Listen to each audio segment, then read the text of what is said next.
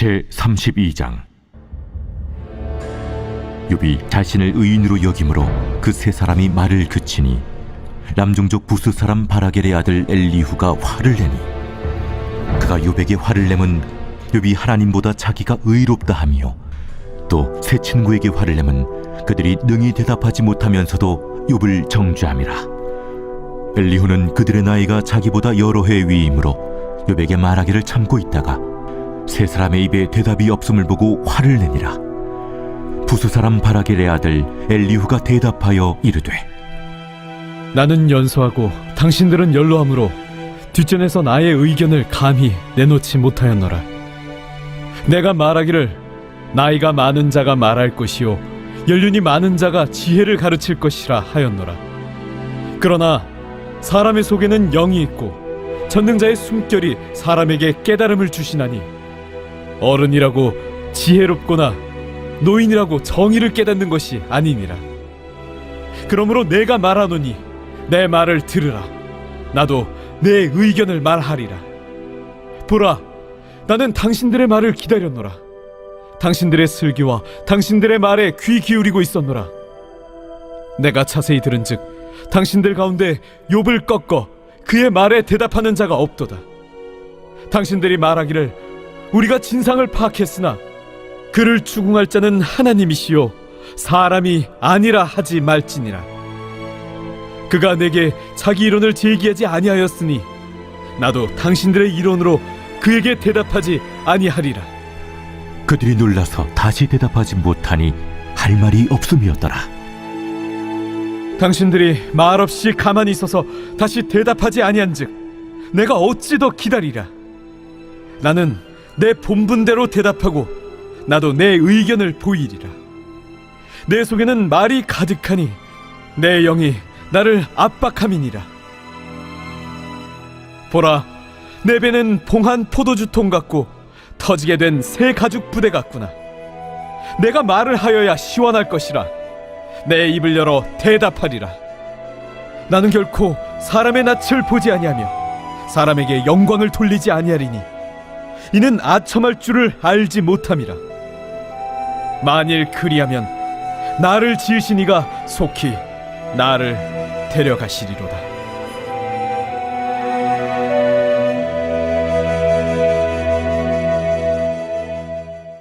네, 독백 두 번째 엘리후의 고백 첫 번째 시간입니다. 네, 오늘 제목은 엘리후의 등장인데요. 네, 옆에 표 보시면 이 욥기 전체를 쉽게 이해할 수 있는 도표입니다. 그래서 우리는 그 독백 시리즈 3개 중에 두 번째 엘리후의 독백입니다. 네, 이 도표 보시면은 욥기가 욥과 세 친구의 논쟁, 3번의 논쟁이 있는데요. 그것이 상반부를 이루고 있고, 그리고 욥과 엘리후 하나님의 독백이 뒤에 하반부를 이루고 있습니다. 그 중에 이제 엘리후의 등장입니다. 같이 설명 보겠습니다. 욥기의 후반부는 욥의 독백으로 시작하는데 이것은 마치 재판장 앞에서 최후 변론을 하는 분위기입니다. 욥의 독백은 과거에 대한 회고, 탄식, 억울함 호소로 이루어져 있습니다.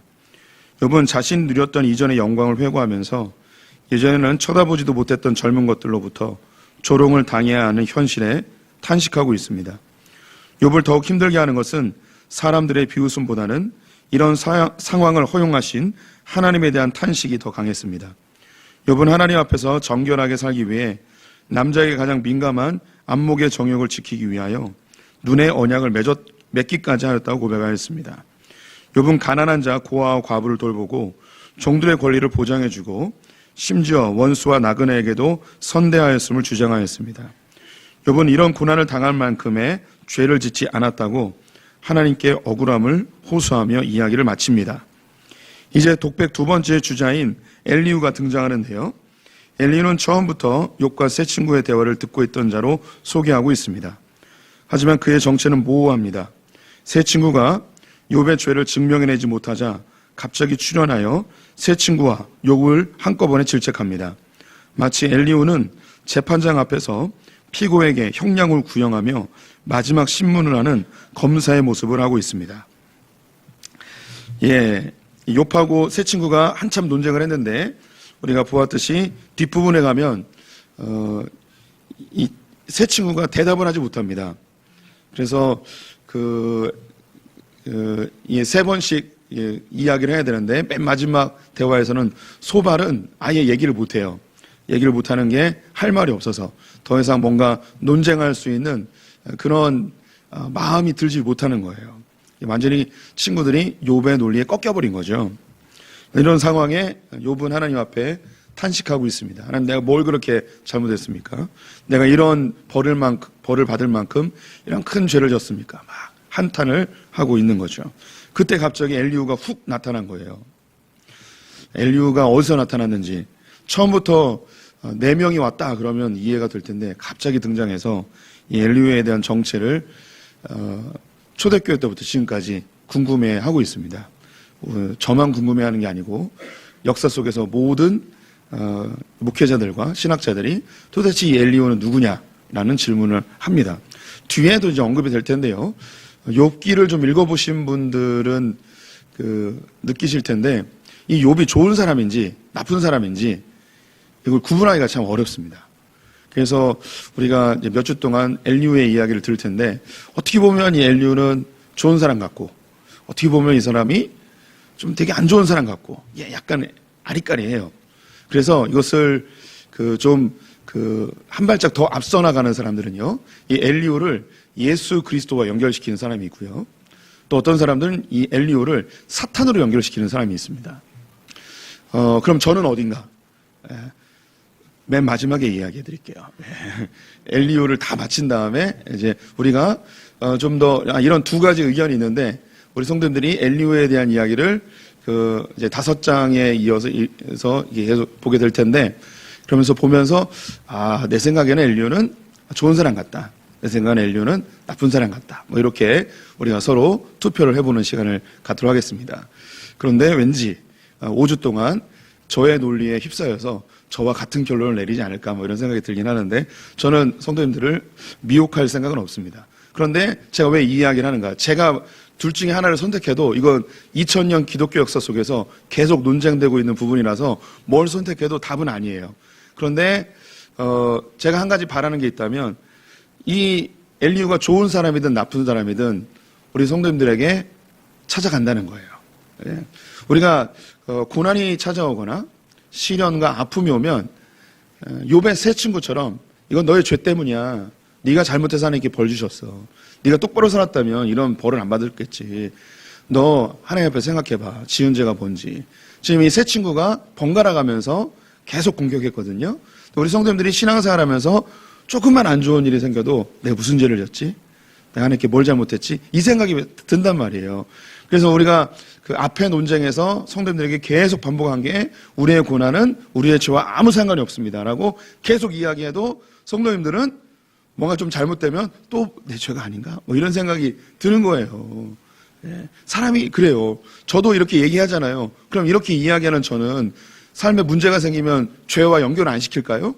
저도 자연스럽게 죄와 연결을 시켜요. 제가 얼마 전에 허리가 아파가지고요. 병원 가서 주사를 맞았어요.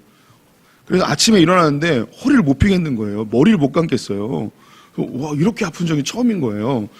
그래서 제가 무슨 생각이 들었을까요? 내가 무슨 죄를 졌길래 주님.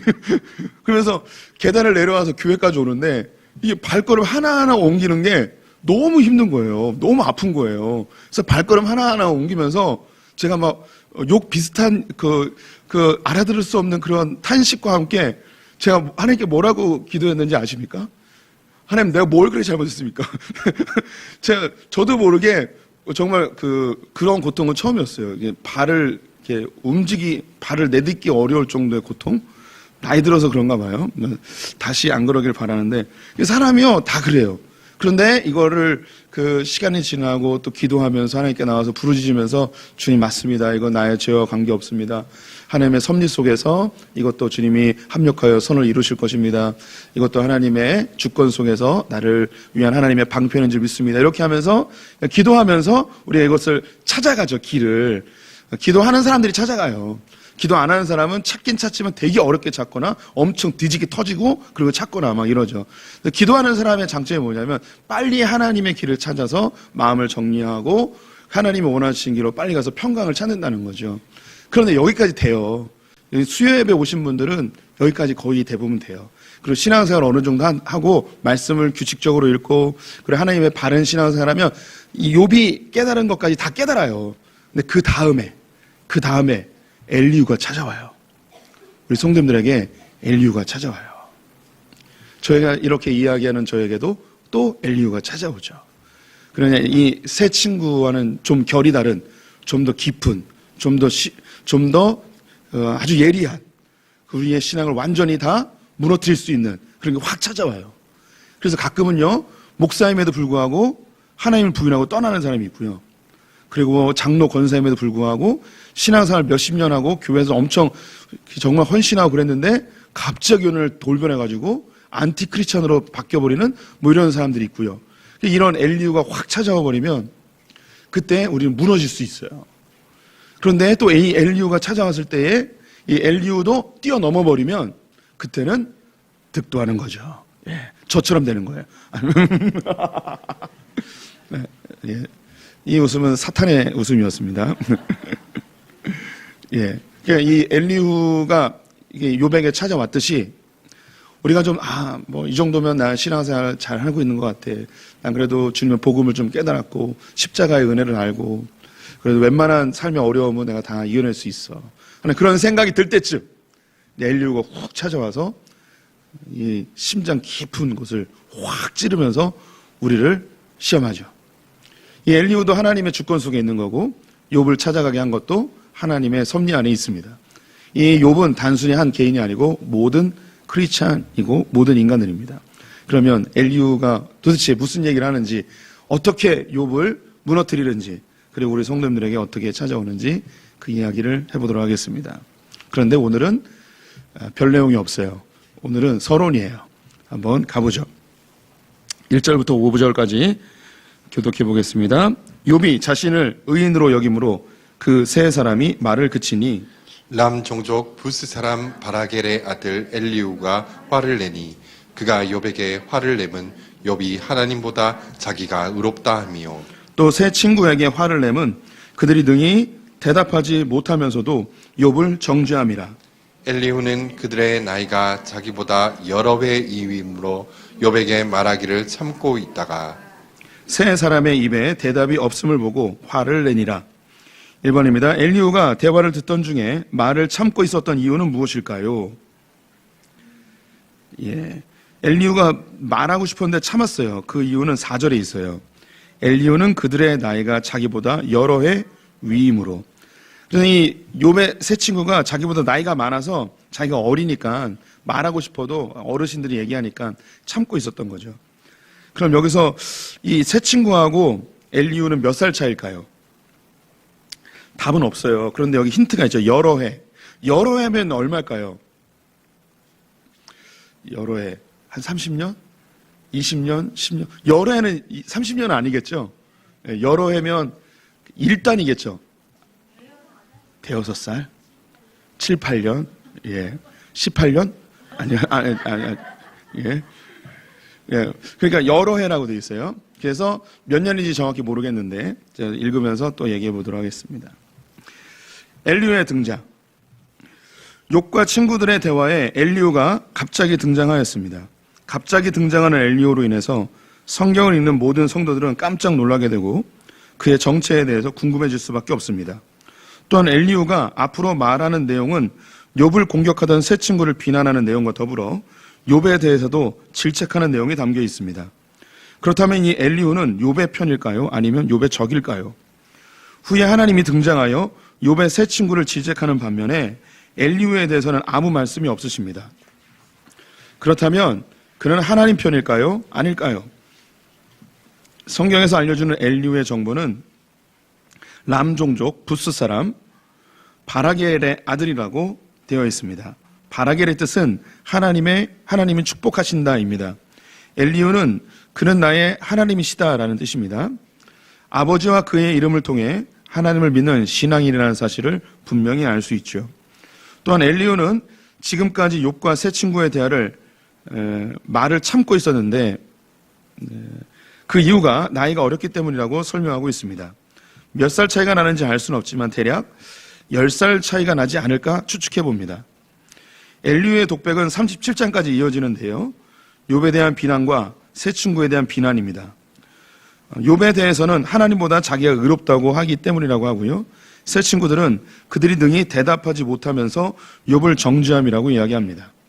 엘리후의 논점은 욥은 의롭지 않다는 것입니다. 더불어 세 친구가 말하는 인과응보의 관점으로 욥의 죄인됨을 증명하지 못한다는 것이죠.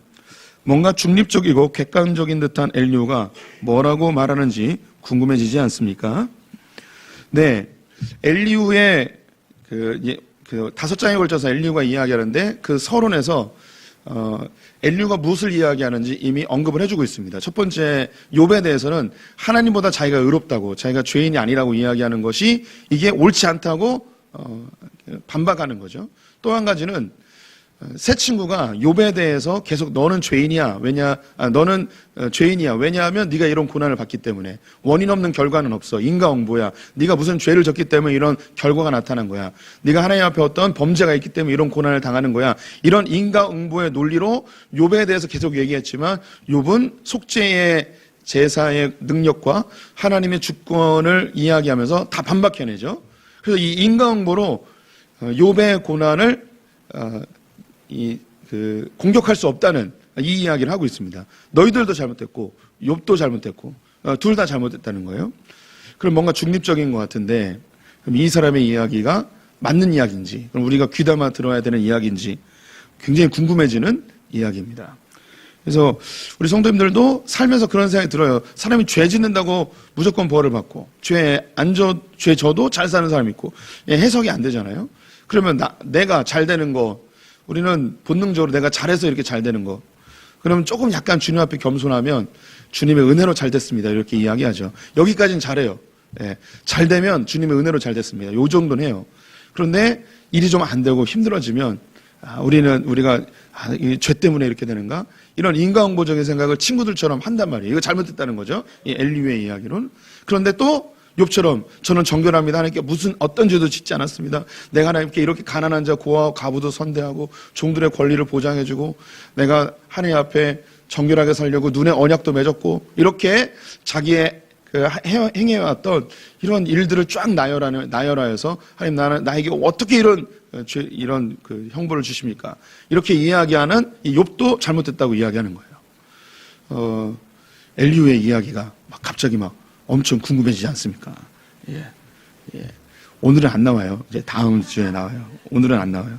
오늘은 무슨 이야기냐면 내가 왜 이 이야기를 해야 되는지 5가지의 이유를 설명합니다.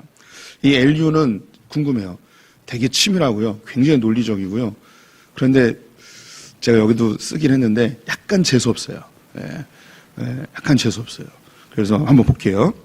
6절부터 10절까지 교독합니다. 부스 사람 바라겔의 아들 엘리후가 대답하여 이르되 나는 연소하고 당신들은 연로함으로 뒷전에서 나의 의견을 감히 내놓지 못하였노라. 내가 말하기를 나이가 많은 자가 말할 것이요 연륜이 많은 자가 지혜를 가르칠 것이라 하였노라. 그러나 사람의 속에는 영이 있고 전능자의 숨결이 사람에게 깨달음을 주시나니 어른이라고 지혜롭거나 노인이라고 정의를 깨닫는 것이 아니니라. 그러므로 내가 말하노니 내 말을 들으라. 나도 내 의견을 말하리라. 2번입니다. 엘리후는 지혜가 어디로부터 온다고 고백하나요? 전능자의 숨결. 전능자는 하나님이고 숨결은 영이죠. 하나님의 성령으로부터 지혜가 온다고 합니다. 그래서 우리는 지혜의 영이라고 이야기하죠. 이 숨결 중요한 단어이긴 한데요. 이따가 조금 더 설명해 드리겠습니다. 엘리후가 말하는 이유 첫 번째, 전능자가 주신 깨달음이 있다. 엘리후는 욥과 세 친구에게 말을 시작하면서 자신이 연소하여 말을 참았는데 도저히 참을 수가 없어서 말을 시작하려니 들어달라며 5가지의 이유를 설명합니다. 이런 어린 친구를 예의 바르다고 말해야 할까요? 싸가지 없다고 말해야 할까요? 일단 들어봅시다. 우리 성도님들 한번 생각해 보세요. 어른들이 막 얘기하고 있는데 젊은 놈이 제가 말 안 하려고 그랬는데요. 이 말은 꼭 해야 될 것 같습니다. 그러면서 내가 왜 말을 해야 되는지 이게 5가지 설명했어요. 이런 나이 어린 후배가 있다면 우리 성도님들 좋아하겠습니까? 아니면 그냥 참은 김에 끝까지 참지라고 하시겠습니까? 예. 우리 이제 성향에 따라서 다르겠죠. 예. 말을 해야지 직성이 풀리는 사람이 있고, 예. 그냥 뭐 어르신들이니까 뭐 저런 얘기 하지. 그러면서 그냥 참고 그냥 가버리는 사람이 있고, 이게 둘 중에 하나죠. 그런데 일반적으로 보통 사람들 이제 그 인간관계 속에서 어린 사람이 어른들에게 자기가 하고 싶은 이야기가 있다고 해서 다 얘기하면 이런 사람들은 보통 싸가지 없다 이렇게 이야기하는 거죠. 그래서 이 엘리후는 그냥 참을 거면 그냥 조용히 참고 있지 뭘 굳이 또 얘기를 하는가. 약간은 밥맛이다 뭐 이런 생각을 하면서 예 그런 경우 있어요. 부교육자들이 갑자기 제 방에 찾아와서 목사님 제 말씀 안 드리려고 그랬는데 이 말씀은 꼭 드려야 될 것 같다고 하면서 얘기하면 저는 인자하고 온유하기 때문에 다 듣지만 속으로는 저 싸가지 이런 생각이 예, 뭐 들 수도 있는 거죠. 그 부교육자들은 귀 있는 자는 들을진저. 농담입니다. 예, 본문을 다시 해석해 볼게요. 내 나이는 젊고 형님들은 나이가 많습니다. 그래서 저는 형님들에게 나의 의견을 제시하는 것이 망설여졌고 두려웠습니다. 저는 지금까지 나이가 많은 자가 말하는 것이고 오래 사신 분들이 지혜를 가르쳐야 한다고 말해왔습니다. 그러나 사람에게는 영이 있어 전능자의 숨결이 그에게 깨달음을 줍니다. 나이 든 사람이 지혜로운 것도 아니고 늙었다고 옳은 것을 깨닫는 것도 아니더군요. 그러므로 저는 이제 나에게서 들으라. 나에게도 나의 의견을 주장하게 하라라고 말하겠습니다. 엘리후가 욥과 세 친구에게 말을 하고자 하는 첫 번째 이유는 어른이라고 지혜로운 것은 아니기 때문이라는 것입니다. 즉 자신이 욥과 세 친구의 이야기를 듣고 있자니 답답해 죽을 것 같아서 말을 할 수밖에 없다는 것이죠. 어른들이라고는 하지만 그 깨달음과 지혜가 너무 수준이 낮아서 들어줄 수가 없다는 것입니다. 엘리후가 지금까지 말을 하지 못한 것에는 지금까지 자신이 말했던 것이 있었기 때문이었습니다. 지금까지 자신은 어른들이 말할 때는 듣고 있어야 한다는 신조를 가지고 있었습니다. 그런데 듣고 있자 하니 어른이라고 해서 다 지혜가 있는 것이 아니고 나이를 먹었다고 해서 다 옳고 그름을 분별할 수 있는 것이 아니라는 것을 깨달았다고 합니다.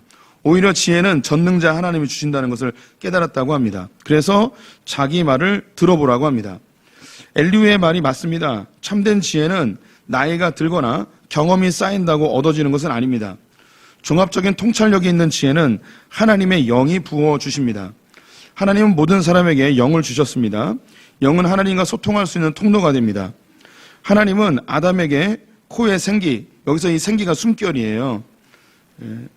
생기를 불어넣으셔서 영적인 존재가 되게 하셨습니다. 이 영을 통해 세상을 통치하고 다스리는 지혜를 주시기 위함입니다. 하지만 인간들은 영을 가지고 있음에도 불구하고 하나님을 찾지 않고 지혜를 구하지 않았습니다. 하나님은 영을 거두어 가버리셨죠. 홍수 이후 하나님은 영을 제한적이고 간헐적으로 하나님이 택한 백성들에게 임하게 하셨습니다. 이들이 성경에 나오는 믿음의 선배들이고 선지자들입니다. 그들이 기록한 성경을 통해 우리는 하나님의 지혜를 얻게 됩니다. 하지만 예수님이 이 땅에 오셔서 죄의 문제를 해결해 주시고 성령을 우리에게 부어주셨습니다. 이제 구하고 찾고 두드리는 자에게는 주님이 성령을 주시는 것이죠. 엘리후는 아주 짧은 문장으로 이야기했는데요. 성경에서 지혜를 어떻게 얻는지에 대한 이야기를 여기에 종합해서 이야기해 주고 있습니다. 우리는 나이가 들므로 인하여서 얻어지는 지혜가 분명히 있습니다. 그래서 성경은 노인의 흰머리를 면류관이라고 지혜의 면류관이라고 이야기를 합니다. 그 어른들이 가지고 있는 지혜, 이건 충분히 가치가 있는 것입니다. 하지만 그것은 자기가 경험한 거에 한정된 지혜이죠. 보다 폭넓은 통찰력은 하나님이 주시는 것이라고 이야기를 하고 있습니다. 원래 인간이 창조될 때 하나님이 코에 생기를 불어넣으시죠. 이 생기가 바로 영입니다. 하나님의 영을 우리에게 부어주셨어요. 그래서 인간은 영혼육의 존재가 되었습니다. 이건 뭐 더 자세하게 설명하기는 좀 어렵고, 우리의 육체는 몸이고요. 혼은 우리의 마음이고요. 영은 우리 안에 있는 하나님과 소통하는 통로입니다. 그런데 이 영이라는 개념은 기독교 안에만 있고 일반 세상에서는 영에 대한 개념이 없습니다. 제가 몇 번 이야기했는데 우리 성도님들에게 영 그러면 제일 먼저 떠오르는 게 뭡니까? 영 하면 생각나는 게 귀신이에요. 영이라고 하면 귀신이 먼저 떠올라요. 그래서 우리 안에 영이 있다는 생각을 못해요. 우리가 기독교 안에 있기 때문에 이 영에 대해서 너무 익숙한 거지, 이 세상은 영에 대한 개념 자체가 없어요. 그래서 우리나라에서는 사람이 죽으면 영혼이 떠난다고 하지 않고 혼백이 떠난다고 해요. 그래서 우리나라 자체가 영에 대한 개념이 없어요. 혼에 대한 개념만 있는 거죠.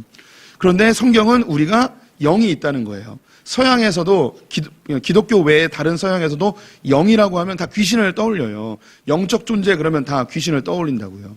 그런데 성경은 우리가 영적 존재라는 거예요. 이 영이 뭐냐면, 하나님 원래 주셨던 이 영은 뭐냐면 하나님과 소통하는 영이에요. 하나님이 소통하도록 주신 거죠. 그래서 이 땅을 우리에게 주시고 이 땅을 통치하고 다스리는 데 있어서 우리의 지혜와 우리 능력으로는 이 세상을 다스릴 수 없으니 하나님과 소통하면서 하나님의 지혜로, 하나님이 주시는 지혜로 이 땅을 다스리도록 그런 방편을 만들어 주신 것이죠. 그런데 범죄한 이 인류는 하나님의 영이 그 안에 있음에도 불구하고 하나님과 소통하지 않았어요. 하나님을 찾지 않았어요. 그래서 가인의 무리들이 아담의 후손들을 다 점령하여서 그들의 생각하는 모든 것이 악하였습니다. 하나님을 찾지 않고 인간의 방법으로 세상을 통치하다가 하나님께서 결단을 하시죠. 내가 내 영을 이제 더 이상 사람에게 두지 아니하고 거두어 가겠다. 그게 창세기 6장 3절에 나와요. 그리고 하나님이 홍수로 다 쓸어버리시죠. 하나님의 영이 없어졌어요. 그래서 인간은요, 하나님을 찾고 싶어도 찾을 수 없고 만나고 싶어도 만날 수가 없어요. 하나님의 이름을 아무리 불러도 하나님 만나주지 않으세요. 왜냐하면 인간 안에 영이 없어졌기 때문에 하나님하고 소통할 수가 없게 된 거예요. 그런데 하나님께서 특정한 시기에 특정한 사람에게 간헐적이고 그리고 제한적으로 영을 부어주시죠. 그래서 성경에 보면 사무엘에게 영이 임하사, 사울에게 성령이 임하사, 이런 표현들이 있는 거예요. 그리고 아브라함에게 하나님의 영이 임하사. 그래서 특정한 시기에 특정한 특정한 사람에게만 있죠. 그래서 우리 성도님들 보시면 하나님이 아브라함하고 대화하는 때가 있는데요, 이삭하고 대화할 때는 아브라함을 안 만나세요. 그리고 이삭하고 만나다가 야곱하고 만나면 하나님이 다시 이삭을 안 찾아요. 왜 그러냐면 하나님의 영이 제한적이고 그리고 간헐적으로 임하시기 때문이에요. 그리고 선지자들에게 임하죠. 선지자들도 계속 하나님의 영이 임하는 게 아니고 하나님의 영이 임할 때 하나님이 글을 쓰고요. 삼손이 그런 거예요. 하나님의 영이 임하면 능력이 있지만 하나님의 영이 떠나버리면 능력을 발휘하지 못하는 거죠. 그래서 이렇게 제한적으로 그리고 특정인에게 임하게 됩니다. 그런데 하나님께서 그렇게 특정인에게 제한적으로 하나님의 영을 부어주신 이유는 뭐냐면 하나님이 세상을 사랑하셔서 이 세상에 지혜를 주고 싶은 거예요. 이 땅을 어떻게 통치해야 되는지 알려주고 싶은 거죠. 그래서 믿음의 사람들과 선지자들에게 간헐적이고 제한적으로 성령이 임하셔서 그 지혜를 기록하게 하신 거죠. 그래서 이 성경의 말씀, 지혜의 말씀으로 세상을 통치하도록 하나님의 백성들에게 허락해 주셨습니다. 그런데 하나님은 여기서 한 발짝 더 나가셔서 하나님과 우리 사이에 있는 죄의 문제를 그의 아들 예수 그리스도를 통해서 다 제거해 버리시고 이제 하나님의 영이 다시 들어올 수 있는 조건이 생겼어요. 그래서 예수님이 부활하시고 제자들에게 나오셔서 숨을 내쉬며 성령을 받으라. 성령을 받으라. 요한복음 19장에 성령을 받으라 하죠. 그래서 영이 다시 우리에게 오게 되었습니다. 그래서 우리는 구약에 있는 간헐적이고 특정인에게 제한적으로 임했던 성령이 아니라 이 성령은 영원히 우리와 떠나지 아니하는 늘 함께 하시는 성령님이 우리 안에 내주하셔서 우리는 언제나 주님을 찾을 수 있고 언제나 주님과 소통할 수 있고 언제나 주님을 물을 수 있는, 그리고 언제나 그의 이름을 아버지라 부르면 그 아버지가 우리에게 응답하는 그런 특별한 존재가 된 거예요. 구약에 있는 모든 사람들 다 합쳐도 우리 성도님들 한 분에게 비할 수가 없어요. 이 가치를 아셔야 돼요. 하나님의 영이 우리 성도님들에게 임한. 그래서 우리는 아담하고 거의 똑같은 존재가 돼버린 거예요. 아니, 아담보다 더 뛰어난 예수 그리스도의 동생이 된 거죠. 이 얼마나 놀라운 건지. 그래서 이 사실을 이 엘리후가 한 문장으로 딱 박아놨어요. 지금으로부터 거의 4,000년 전 사람이 성경에 기록해놨습니다. 성경 전체에 성령을 이해하는 것에 있어서 아주 중요한 구절입니다. 그래서 주님이 쉬지 말고 기도하라는 것, 우리가 24시간 365일 주님과 소통할 수 있는 아주 중요한 구절이기도 합니다. 막 자기 자신이 굉장히 가치 있게 느껴지지 않으십니까? 저만 느껴지나요? 네. 우리 성도님들 옆 사람하고 인사해 보도록 하겠습니다. 미처 몰라 뵈서 죄송합니다.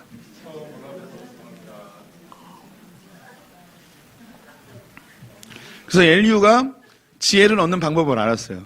지혜는 경험으로 얻어지는 것이 아니고 그것도 분명히 가치 있는 일이지만 통찰력 있는 진짜 지혜는 하나님의 숨결로부터 온다는 것, 주의 영으로부터 온다는 걸 알게 되었고, 형님들이 이야기하는 걸 보니 그냥 경험상 자연의 이치 속에서 인과응보의 지혜로만 욥에 대해서 이야기하고 있는데, 욥은 그렇게 인과응보로 평가할 수 있는 존재가 아닙니다.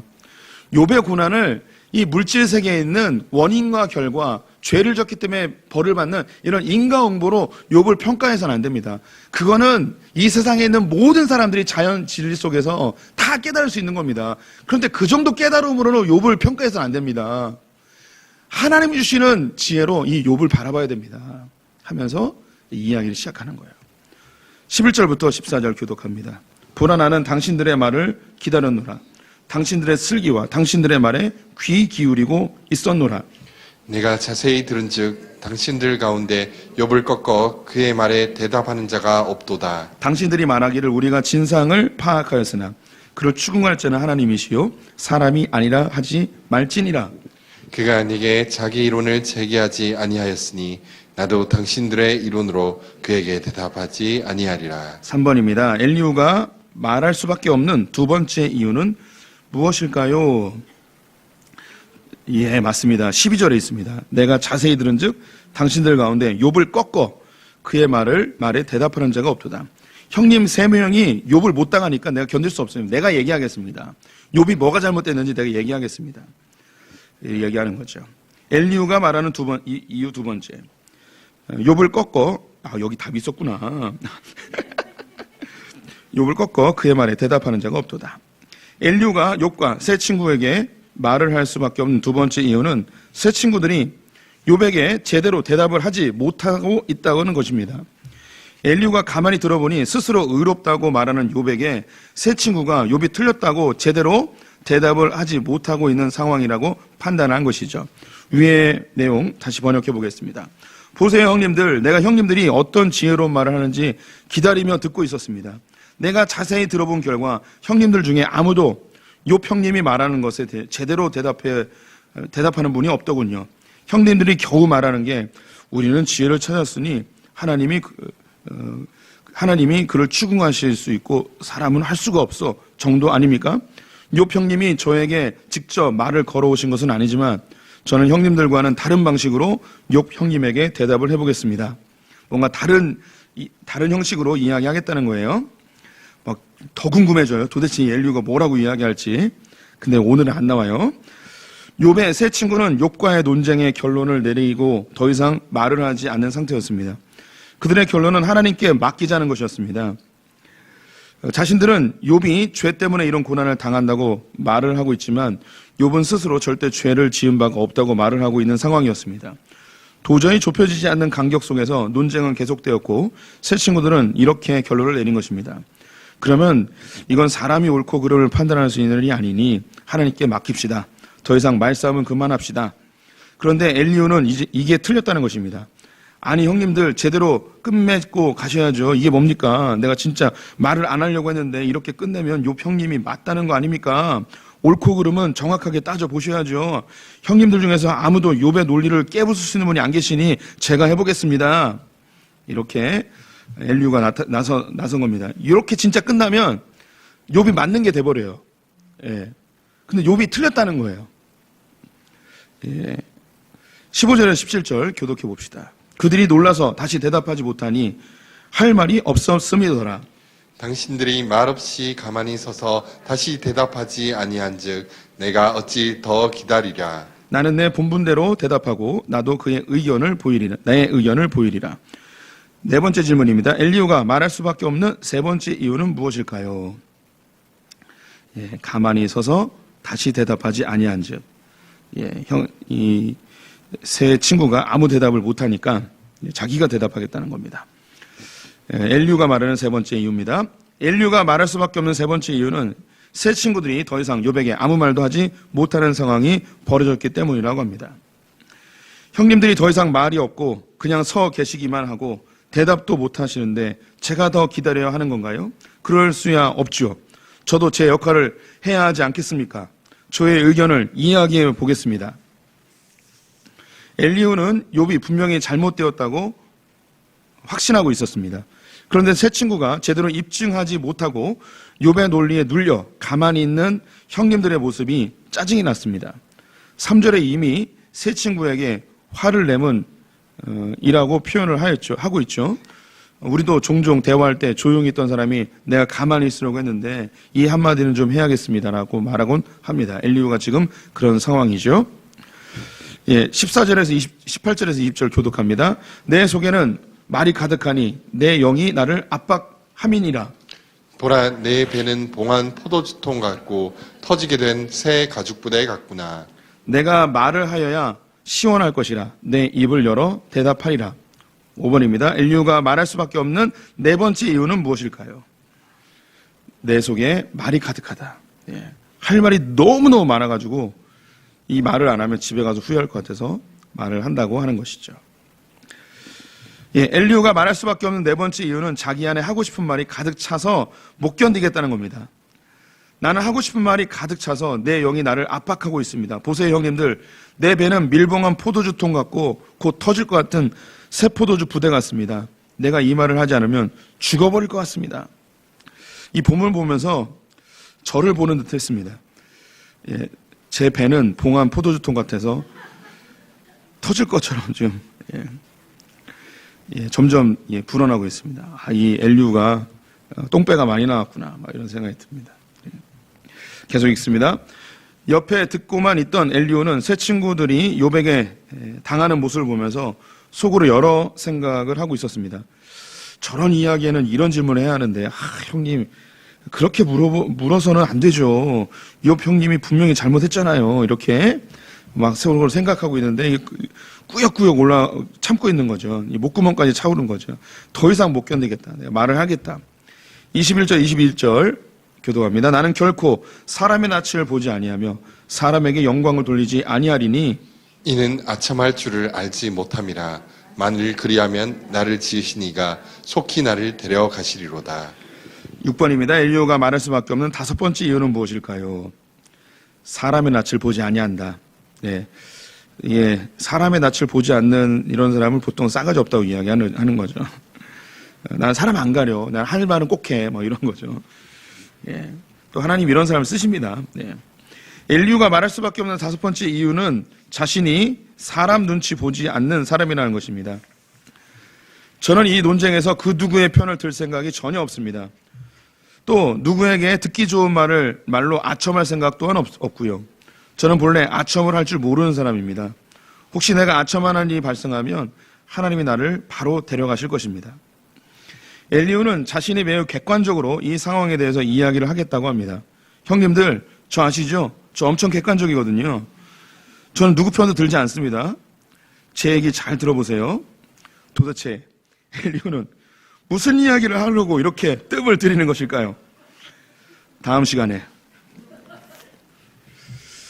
이 친구 마음에 안 들어요. 앞으로 이제 4장 남았는데요. 지금 본론은 안 들어가고 왜 이 이야기를 해야 되는지 구구절절하게 설명하고 있습니다.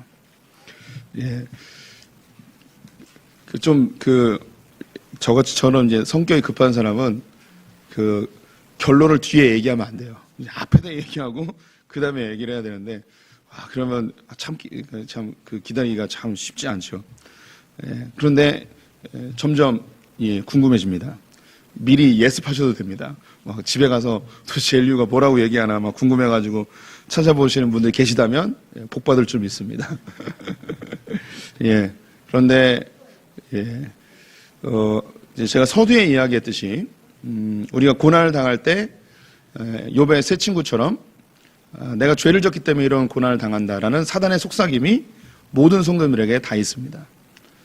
이때 우리는 하나님께 기도하면서 혹은 우리가 가지고 있는 신앙적인 바탕으로 아니야, 주님이 이 고난도 합력하여 선으로 이루실 거야. 주님이 나를 향한 놀라운 목적과 계획을 가지고 계셔. 내가 사망의 음침한 골짜기로 다닐지라도 주님은 반드시 푸른 초장과 맑은 물가로 인도해 줄 거야. 나를 연단하신 이후에는 나를 정금과 같이 나오게 해주실 거야 하면서 이런 성경의 구절들 또 기도하면서 신앙의 선배들의 이야기를 들으면서 우리가 마음을 다잡죠. 가요. 그런데 이 단계를 넘어선 또 다른 사단의 속삭임이 우리에게 확 들어옵니다. 이게 이제 엘리후가 하는 이야기들이에요. 다음 주부터 우리 성도님들에게 어떤 속삭임으로 사단이 우리를 미혹하는지. 제가 이제 사단이라는 표현을 쓰긴 했는데 이것은 주님이 우리를 다루시는 방법이기도 하고요. 조금 더 깊은 이야기들을 다음 주부터 해보도록 하겠습니다. 오늘 기억할 것은 우리는 성령이 임하신 구약의 모든 사람이 부러워할 만한 엄청난 존재라는 거, 이 사실을 기억하시는 성도들 되셨으면 좋겠습니다. 기도하겠습니다.